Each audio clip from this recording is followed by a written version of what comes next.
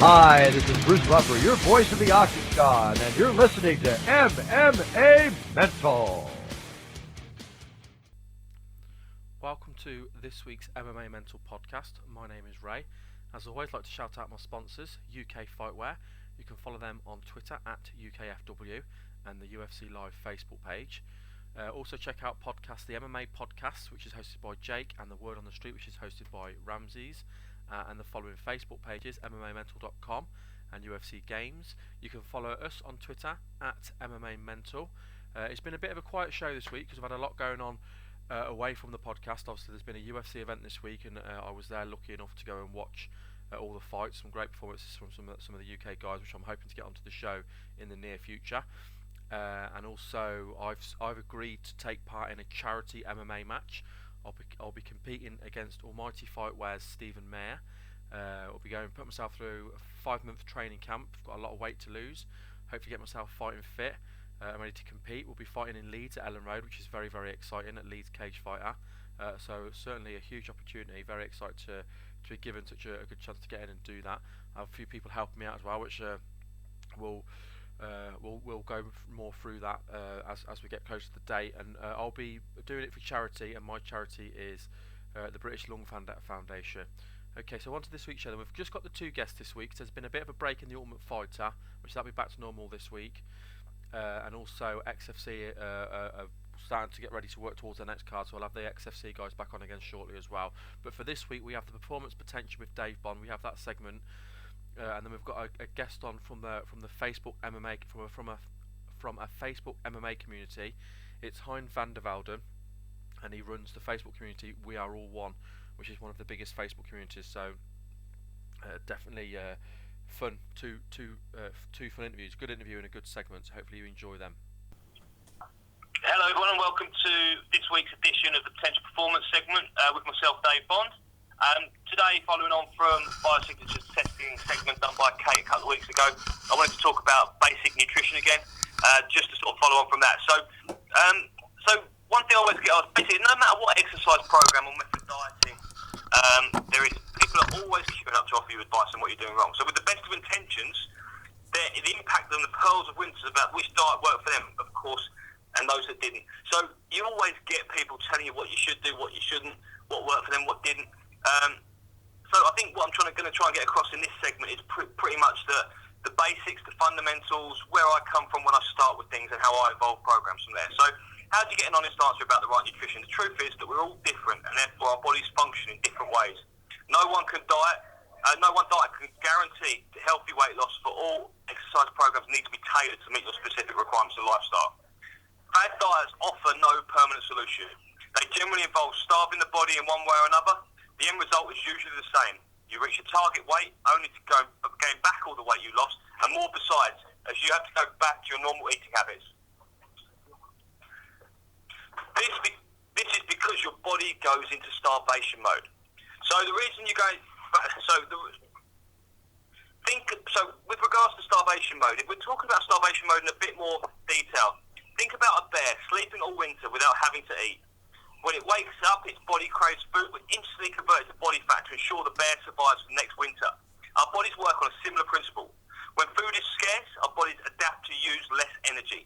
We become lethargic, we sleep more, generally feel sluggish.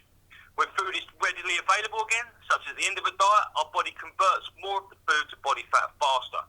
And this is to protect itself in case of future famine. So what do we do? I want to take you back to basics now, back to how our bodies have evolved over the past 600,000 years. Our bodies are built to eat and digest food in a specific way. While evolution has seen many anatomy changes, those changes have taken hundreds of thousands of years. Early man used to live off land, eating only what they could hunt or gather. Meat, fish, nuts, berries, seasonal fruits and vegetables were all sorts of the kind of things that they would eat. They had balanced diets to get their protein source from, such as meats, fish, nuts, and then they got their carbohydrates from foods such as berries and fruits. There was certainly, if we look at our daily diet these days, our daily diets are full of kind of artificial flavours and additives, and they certainly didn't have any of that. Nowadays, many of us bulk out our meals. We use things like complex carbohydrates such as potato, rice, pasta and bread. And these kinds of foods only became available generally through agriculture, which in the grand scheme of things is surprisingly recent. All this means our bodies have not yet evolved enough to be able to break down some of the foods properly. So some of those foods I'm talking about there, the potatoes, rice, pasta, bread, I'm not saying all of them, but certainly there may be aspects within that individual different body types just don't break down as well as they think they do. So actually you're taking in a food that you think is good and you're getting more energy from, and actually it's making you more sluggish and lethargic because you're not breaking it down. So what I do as a trainer, strength and conditioning coach, whenever I'm dealing with any client, I find out what complex carbs they're eating. We then work together to introduce alternatives which can be broken down more easily and digest.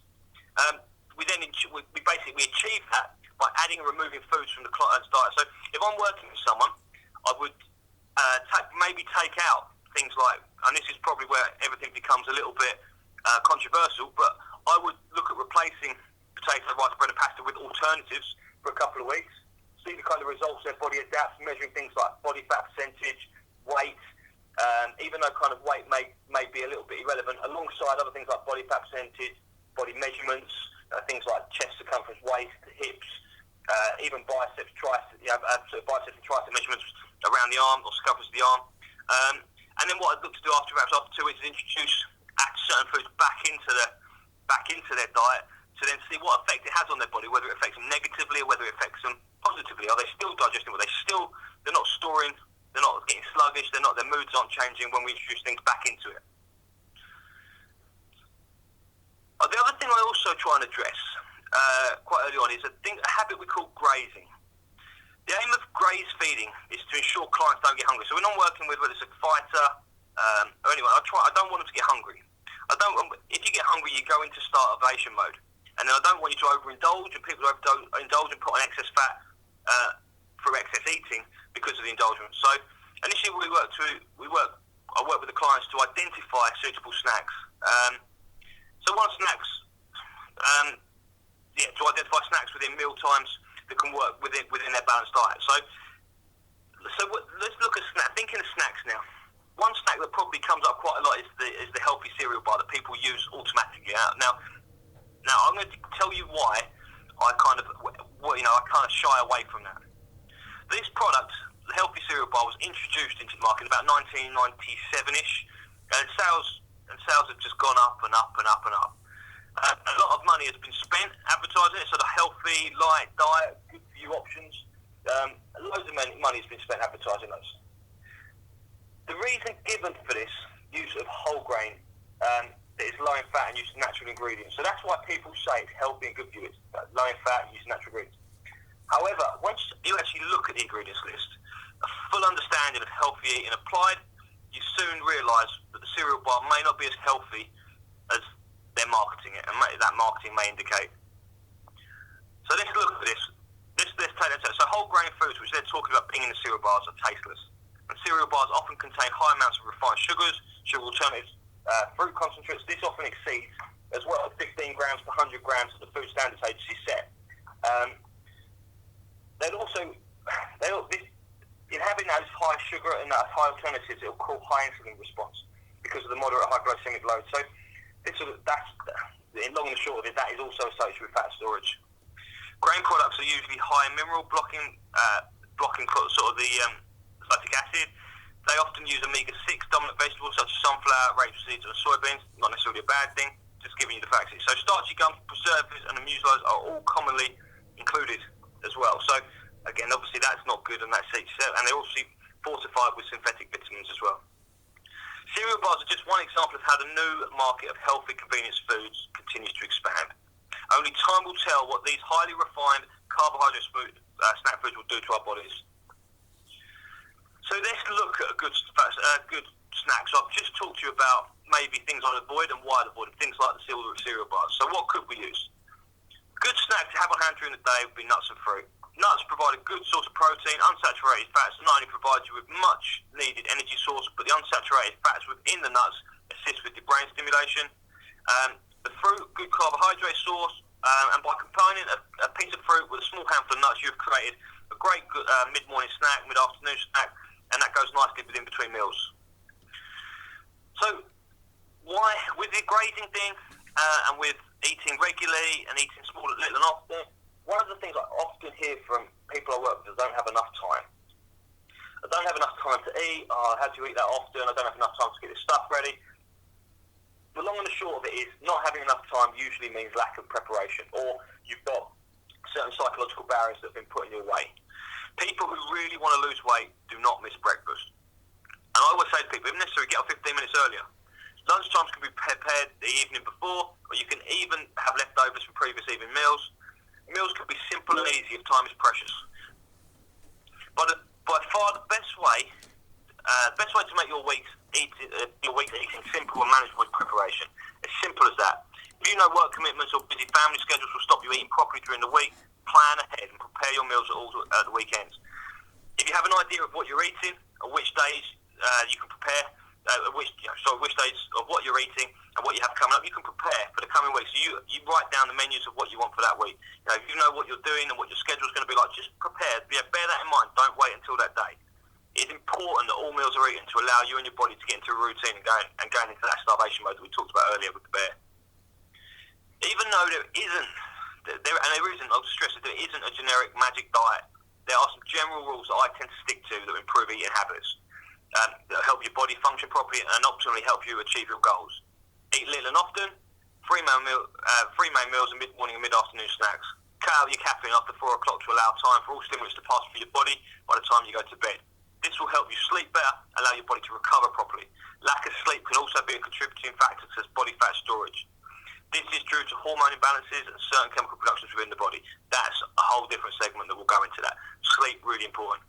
If you need an evening snack after evening meals, ensure it's a protein-based snack such as cottage cheese, Greek yogurt.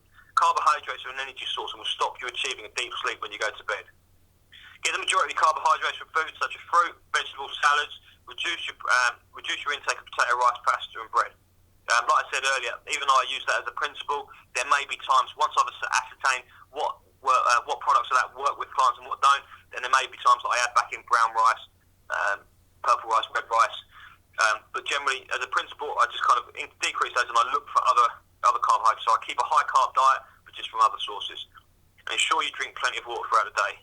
See, a lot of people who want to lose weight, most have tried different diets before coming to me. Some people have achieved great weight loss but suffer other effects, such as loose skin or eating disorders. The majority have put weight back on and more besides. To lose weight and keep it off, you must eat healthily and combine it with exercise program suited to specific needs. One thing I want to add on as well is you should always consult your doctor before carrying out any major changes to your eating habits or starting a course of exercise, especially if you have an existing medical condition.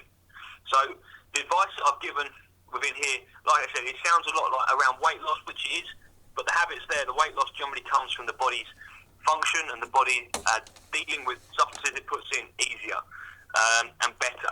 So the weight loss is a byproduct of the body functioning properly. So if people want to lose weight, they'll lose it because they have excess body fat, and the body will realise that it doesn't need it. If you're a fighter, if you're an athlete, then it's more about actually feeding the muscle. So actually the eating plan would be adapted, same principles, but adapting it so that we're having a different effect on the body. And like I said, stressing as well is that these are just general guidelines. Once we start working with the clients, once we start getting into detail, once we start getting involved, then we would start to tailor it a lot more. So, like I said, throughout the segment, is that there will be times that I will put back in rice, I will put back in lots of pasta, but I know that the individual is breaking them down, dealing it, and it's positive to their body, not negative. So, like I said, with all that in mind, and regardless of what the goals are, whether it is weight loss, excess body fat, cutting weight, whatever it may be, the principles can be applied throughout and just adapted to deal with them as and when they're needed. I love talking about nutrition. So just wrapping it up now, I just love talking about nutrition. It always opens up a nice kind of area of debate. There's always people who will have different views, both pro and con, for things that I've said today, and for generally just different professionals throughout the industry have different views on what works for them. None are right, none are wrong. But these are the things I've talked about today are things that I've tried, tested, and have found great results within my clients, and have continued to have results over the years. So hopefully gives you something to think about, gives people gives people a little bit of an insight with regards to the digestive system and the evolution of the body. So that if you do take in a kind of healthy eating plan, you've got the starting base going forward. Like I said, it is only a starting base. to get things tailored, you need to take it to the next level. You need to find out. So if anyone wants any advice in any of that and where to go from here, then you're always welcome to give me a shout. Dave at Potentia Performance, Potentia performance.co.uk. So it's Dave at potentiaperformance.co.uk. Failing that, I'm on Twitter, at Dave_B_Potentia. Potentia Performance also on Twitter as well, at Potentia892. Just get in contact with us, give us a shout. We've got loads of people within our centre, loads of experts who specialise in different fields depending on what goals are of nutrition. And we all have very clear but defined views on where we take our clients as well. And it's always a really interesting subject to talk about. So it's certainly a subject that I want to go over again in more detail in future segments, and hopefully you'll enjoy listening as much as I kind of enjoy doing them. But like I said, anyone's got any questions, anything at all, give me a shout and I'll be more than happy to answer them. And yeah, speak to you all soon. Okay, I'm now joined by Hein van der Velden, the founder and leader of the MMA community We Are All one of the biggest MMA communities on Facebook. Thanks for joining me. Hello. Hi Ray, how are you doing? I'm very well, thank you. Thanks for agreeing to come onto the show. Yeah, it's nice to be here. Okay, let's find out a little bit about you and of course about your group. I know you're like me, you're a huge mixed martial arts fan. So tell us a little bit about your background. When did you first discover MMA? Whoa, MMA. I'm a retired Thai boxer myself. In my time we did not have MMA, but I did some Muay Thai fights. I did 9 fights in Thai boxing. But my cousin, he did some MMA. That's Bas Wooten, and I think it was 1992, and it was called mixed fighting. But I was already looking in the early 90s to MMA. I mean, I'm a huge fan of Bas Rutten. I think most people in the MMA community are fans of Bas Rutten, so we'll certainly come back and talk a little bit about him. Okay. He's a pioneer of the sport. There's no doubt about it. Now let's talk a little bit about the group. What was the motivation behind the group? Um, I started on Facebook, and I was new on the internet, so I went to Boss's page, and I made a lot of new friends. Uh, I wanted to talk about fighting, and you could not do that on a normal profile. So I made a group where I could talk about the fighting, and that's how it started. I kidnapped a lot of guys, and I put them in my group, and we start to talk about MMA and about fighting, and I mean, you cannot do it on a normal profile. I only wanted to talk about fighting, so you needed the group. So yeah, that's why I made it. Talk to us a little bit as well about the sign that you saw, who was holding the sign, and where you got the name from. The impact that had on you. Genki Hey. Sudo. Oh man, like I told, I was new on the internet, and a friend sent me some highlights, and it were the Genki Sudo highlights. And I saw that, and I was in love. I was in love, man. His moves, his workouts, his style. But I was also talking with Boss a lot, and I was thinking, hey, now I found something. Now I have a cool clip. Now I can show Boss something. So I mailed the Genki Sudo highlights to him, and Boss was like, "Yeah, I know him. I trained him." So I was in love with him. Gangster, great guy, and the we are all one. His flag, he's right. We are all one, right? Absolutely. How long have you been running the group for? I think 2 or 3 years now. We started small, but yeah, we are almost at 5,000 now, and that's not bad. But I think I'm doing it for 3 years now, and I love to do it. That is fantastic. What are your goals for the group? Oh, I want, yeah, to be how must I say it?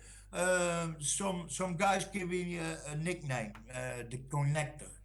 I want to connect people. We are all fighters, fans, or work.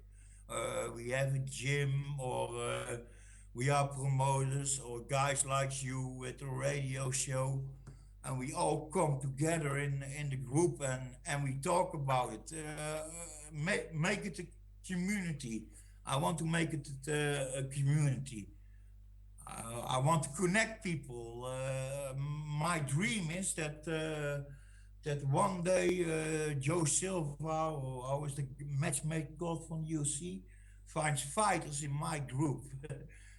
I want to make it one big happy MMA family talking about stuff, sharing links, helping each other, giving each other tips. Yeah, that's my dream. That's my goal for the group. That is awesome. Now, another thing I've noticed when I've been scrolling through the group is the pictures of famous fighters holding this banner, this picture, this poster. Sorry.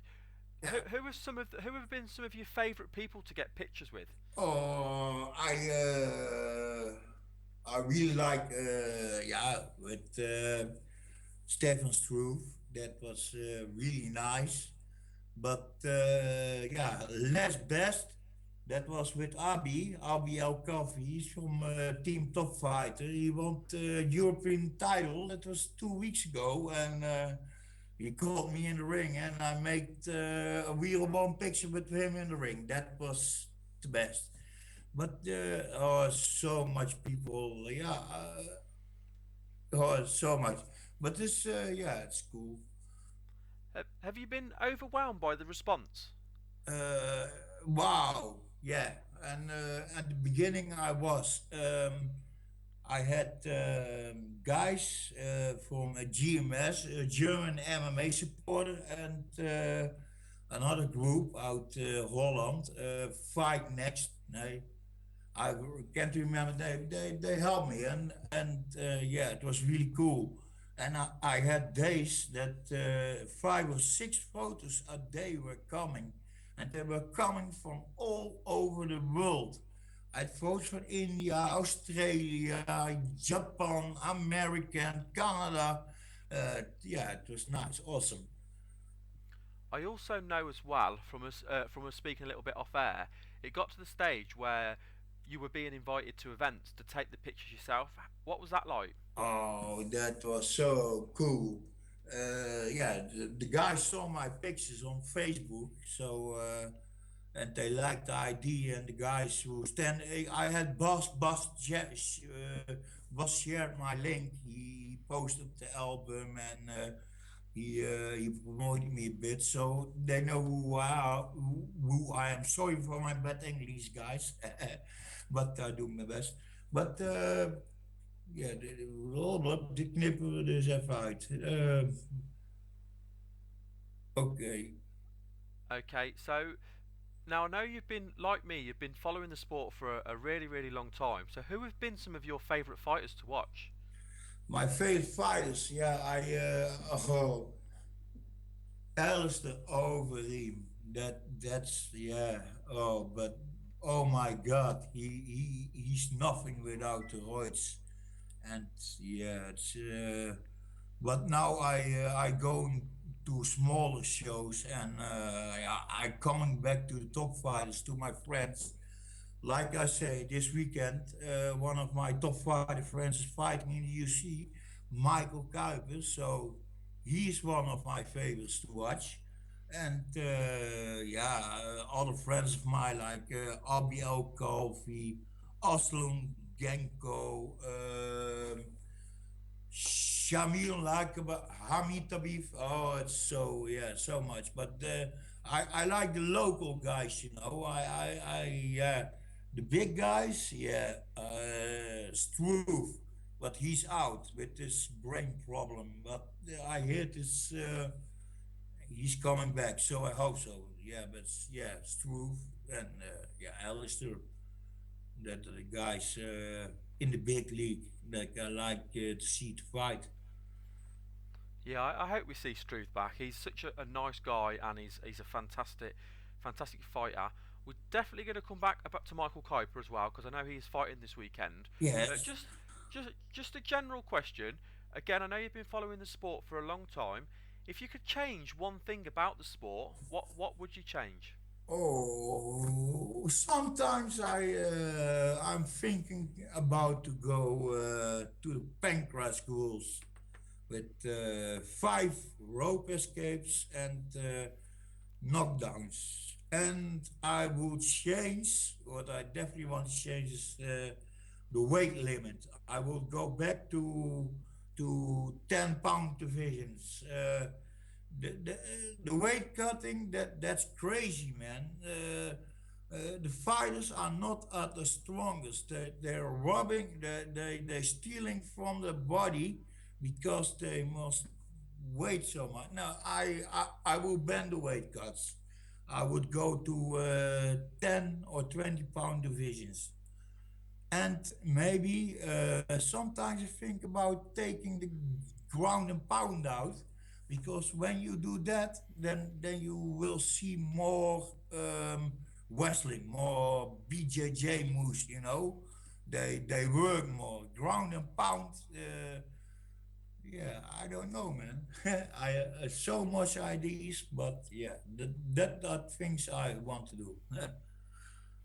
Now we're a few days off of a big UFC event, and there's been people have been going mad about this event because it was so good. So what were your thoughts on the epic 5 round war between Cain Velasquez and Junior Dos Santos? Yeah. Epic. It was not so epic. Yeah, it was good, but yeah. Oh man, who is left? Who can defeat Kane right now? There's nobody. The excitement is gone. There was only GDS. Alistair is nothing without his roids.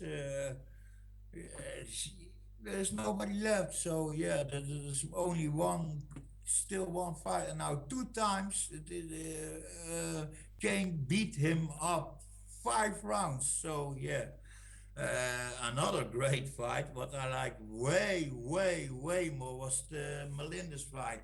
Oh my God, that was a war. I was going to ask you about that fight. Okay. I mean, it was unbelievable. It was like two guys just standing there in the pocket, no regard for their own safety, just trading. I mean, it was absolutely amazing, wasn't it? Yeah. I'm sorry. Like Melendez was the other guy's name. I can't remember. Oh, Diego Sanchez. Sanchez. I like him. With his hands coming, come to me, come to. Oh man, that fight was a war. I always watch UFC at night, and yeah, it's 4 5 a.m. and I'm awake whole night long, and sometimes I sleep in the fight, But this fight, it was like I was snorting cocaine, man. Whoa, so much excitement! It was a real fight, man. Oh, it was really good. It was like Manhoof versus oh dude, I forget the name. Sorry. Yeah, I forgot the name. Fuck, man. But it was a real good fight. Real good fight. It was a fantastic fight. Now you mentioned Michael Kuiper earlier on. Yeah. Have you seen him much during his training camp? How's his preparation come for his big fight this weekend? Yeah, you know what? I know Benny through Facebook. We are his trainer. We are real good Facebook friends, and we become real friends. We see each other 4, 5, 6 times a year. But I living 100 miles away from the gym, so I did see nothing about the preparation. But I can tell you one thing: we are going to see a different Michael Kuiper than his last fight. That was a stupid mistake. Oh man, I talked with Benny about that. He saw that fight and he thought that would never happen when he trained with me, and I believe that. And on the other side, Team Top Fighter has well-rounded MMA fighters. Three of them had a title. You have a European champ, a Benelux champ, and a Belgian champ, and they all training with Michael. So, we is going to win this for sure. I'm sure he's going to. This is a way different Michael than we saw the last fight. I'm sure, 100%. I was actually at his last fight live as well against Tom Lawler, and he actually looked good. I mean, he landed a great throw, and like you say, he made that one mistake, and then he got caught in the tight choke, and it was just night night, wasn't it? Yeah. But he could defend it already with the takedown. The sprawl was already won. But I had students of Benny mailing me. Wow, Benny is always telling that to do like that. I cannot believe he did that. So yeah, but this weekend, believe me, he has the first fight. It's a Facebook fight, but believe me, it's my favorite fight. I do not care about. Yeah, of course, I care about Machida, but this fight, this personal for me. It's the boy of my friend fighting. So the number one boy. So yeah, I want to see this. Yeah, I get it as well. Now, we've seen a lot of amazing fighters come out of Holland. I mean, we've named a few, but there's just a long list of great warriors that have come out of Holland. Who are some of the up and coming guys that we might not necessarily know on the mainstream? Who are some of the ones we should be looking out for? That are the guys who I talked about a few minutes ago. I think you must really see Abi El Khalfi. 2 weeks ago, he won the European title. He's already the Belgium and the Benelux title, so he has three belts now. Yeah, one thing is tough when you're good. Yeah, guys do not want to fight with you, so it's tough for him to get fights. Tell me, I have a guy. I think the future of MMA is Aslan Gungo. His record is 11 0-0.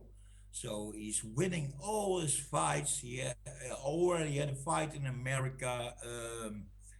Yeah, I think you're gonna hear a lot of him. And you got Shamil Nikayev.